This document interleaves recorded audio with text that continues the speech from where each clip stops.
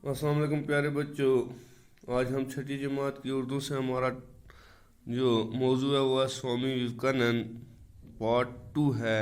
Part 1 हमने पढ़ा।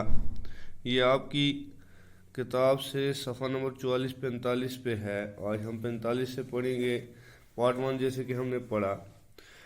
आज हमारा सबक जो है विवेकानंद के रूहानी गुरु रामाकृष्णा ने उसको सिखाया था कि तमाम मज़ाहिब सच्चे हैं और इंसानियत की खिदमत ही खुदा की बड़ी इबादत है। अपने गुरु की वफ़ात के बाद विवेकानंद तवील सफ़र पर निकले और बस्ती बस्ती घूमकर लोगों की हालात का अपनी आंखों से मुशाहिदा किया। उन्होंने अमेरिका और यूरोप का सफ़र भी किया और वहाँ लोगों के सामने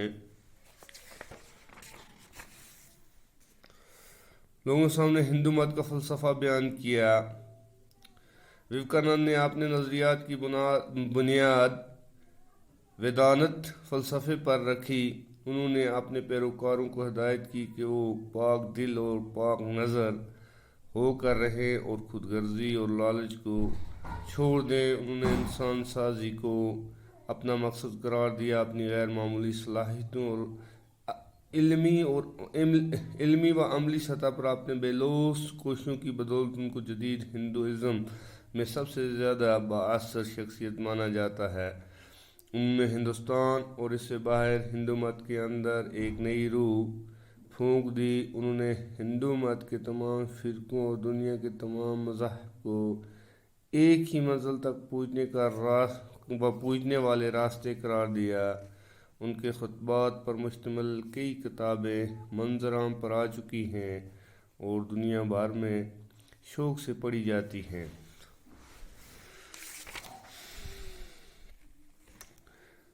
विवेकानंद के जो रूहानी उस्ताद थे, गुरु थे, उनका नाम रामाकृष्णा था। क्योंकि रामाकृष्णा जो थे उनके साथ उनकी मुलाकात विवेकानंद के एक अंग्रेज़ी प्रोफेसर की ज़बानी जब विवेकानंद के रामाकृष्णा के बारे में उन्होंने सुना तो 1888 में उससे मिलने वहाँ गए। तो वहाँ विवेकानंद ने रामाकृष्णा को अपना गुरु यानी उस्ताद उस्ताद बना लिया।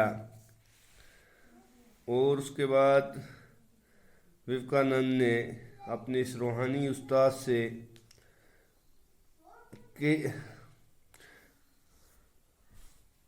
सीखा कि जितने भी दुनिया के मज़हब हैं, मज़ाहिब हैं, वो सच्चे हैं। उनमें किसी किस्म की शक की गुंजाइश नहीं और वो एक ही रास्ते पे सब लेके जाते हैं। सब अल्लाह की इबादत करने को कहते हैं और इंसानियत की खिदमत जो है यानी ह्यूमैनिटी की खिदमत जो है ये अल्लाह की इबादत है। इंसान की खिदमत करनी, भूखे को खाना खिलाना, गरीब की खिदमत करनी, भटके हुए को रास्ता दिखाना,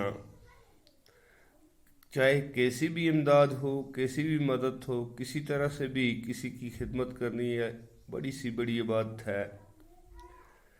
जब उनके गुरु, उनके उस्ताद रामाकृष्णा की वफ़ात हुई और वफ़ात के बाद विवेकानंद ने एक लंबा सफ़र तय करना शुरू किया। एक लंबे सफ़र पे निकल पड़े और वो हर जगह, हर शहर, हर बस्ती, हर गाँव घूम कर लोगों को उनकी हालत को अपनी आंखों से देखा, उसका मुशाहिदा किया। उन्होंने अमेरिका और यूरोप का सफ़र भी किया। वो अमेरिका और यूरोप भी गए। वहाँ लोगों के सामने विवेकानंद ने हिंदू मत का फ़लसफ़ा बयान किया।